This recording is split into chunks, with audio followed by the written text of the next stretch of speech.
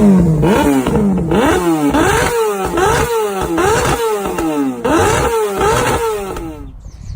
going on, guys? Welcome to the first Oregon motorcycle video here on my new YouTube channel. So basically what we're going to be doing here on this channel is showcasing my adventures with my new Craigslist bike that I bought. This bike I purchased with no title, not running, and we'll go over all the numbers here in a little bit. But basically this is a 2001 R6. No, I'm sorry, it's a 2000 R6. And that is the frame. And what we have here is a bunch of parts from a newer, I believe it's a 2004, but the swing arm, shock, rear sets, engine, and let's see here, the radiator and the front shocks, and even the headlights are all from a 2004 R6. Now the fairings are from a 2001, and you can see the headlights don't exactly fit in there. So not sure what we're going to do with those. And there was some HID lights that were in there when it came, so I just put the regular halogens back in because I couldn't get those to work. So I've done a bunch of work to the bike already. As you can see, it's on stands with the tires off.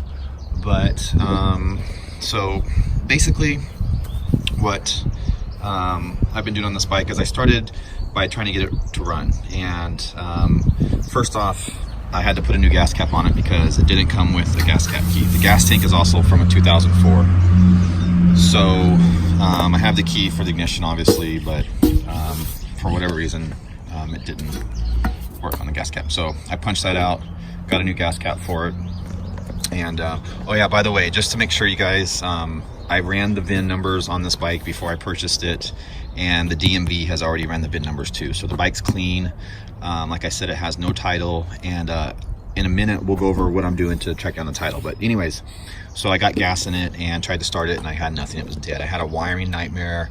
There was a kill switch wired into this bike, and so once I got all the wiring handled, the bike basically fired right up. It is a fuel injected engine. This year did not come with fuel injection. So yeah, that's one cool thing about it. I didn't realize that till I got it home and whatnot. So anyways, some of the things that I've done to it, well, number one is get it running, put new fresh gas in it. I have bled the brakes, and I have new brake pads coming for the front and rear. I also have new tires coming. I'm going to be changing the oil and probably the coolant, and we'll probably start there. What I already did too is I shortened the exhaust. So I cut the can, pretty much cut it in half, and then I cut about 4 inches off the mid pipe. I had to make a bracket in there for the exhaust to fit on, because it wasn't connected. So, and I do have the lower fairings. So yeah, when I first got the bike, I didn't have a seat, so I purchased a seat.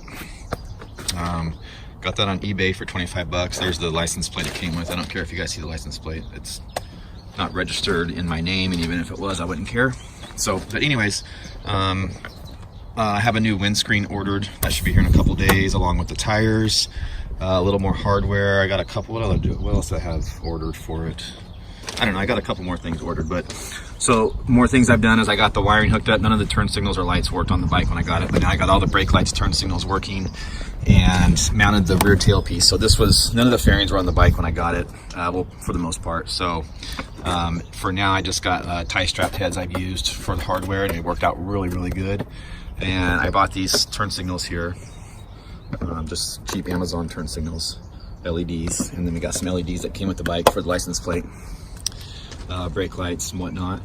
And then it did come with these were off the bike or whatever, so I mounted these up in here, the front turn signals. And I might end up replacing those because they're leaking water or whatever. So, and then yeah, I put the regular halogens back in the front lights and got those going. Dash is cracked, so I'm probably going to be looking for a new dash, but it does work barely. I can barely get these buttons to work on it. But anyways, the bike's showing, I think it was showing 30,000 miles or 31,000 miles. So with this mess of parts, who knows exactly, you know, what's correct or what's not.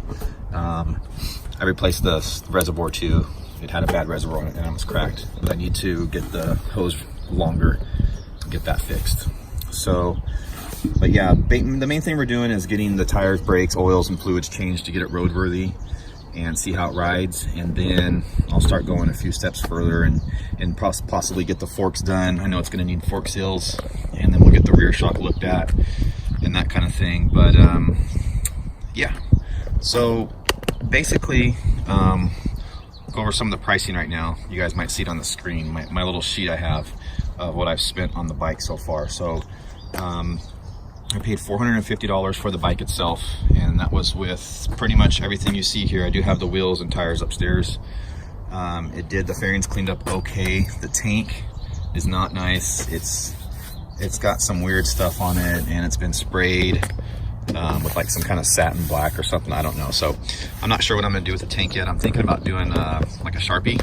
I work with a couple people that draw pretty good at work, and maybe they might want to draw on it. I might just put some white paint on it and then let them go at it with some Sharpies, or I don't know yet. We'll see. Maybe I'll wrap it, who knows, whatever. But yeah, so I bought tires, brake pads, and miscellaneous stuff, and that kind of thing. I had to buy a new battery for it, so I picked up a battery here locally, and you know, the windscreen and the rear seat and everything, and so without registration or anything like that, we're still under $1,000 bucks. And you know, we're probably going to be right at 1,000, maybe a little over that by the time I get done with it and get it really, you know, roadworthy, so to speak, and that kind of thing. So, but anyways, there she is. I'll probably make another video when I get my parts, my tires, that kind of thing. I picked up these stands. Again, I found them on OfferUp, I think. These are the Venom stands, and if you guys go on Amazon and check them out, see if I can post a link below in the description. They don't have the best reviews. When I got them, the gentleman that I got them from, he had the rear U-shaped piece mounted on the front one. And I actually lifted the bike up like that, and it was very unstable. And once I figured out what was going on, I put the correct U-shaped handle on the front and vice versa. And I mean, it's not like crazy stable, it's okay. But I mean, overall, these are decent stands. I'm happy with them. I paid 40 bucks and I got them on OfferUp. So I think you can get them on Amazon. I think you can get the set for, I don't know, 60, 70 bucks or whatever. So, but they work good. I was able to pull the axle out. I know there were some reviews on these that you couldn't get the axle out. And in fact, you can just pull it out, and you got to kind of tilt it to the side a little bit or whatever. But, you know, so yeah, they work great, you guys. Again, this is a 2000 R6. 2004 forks it's sitting on right here. There's no ABS or wheel sensors or anything on the bike, so you're not dealing with any of that, but they work great. The bike came with spools on the back already, so we're good there.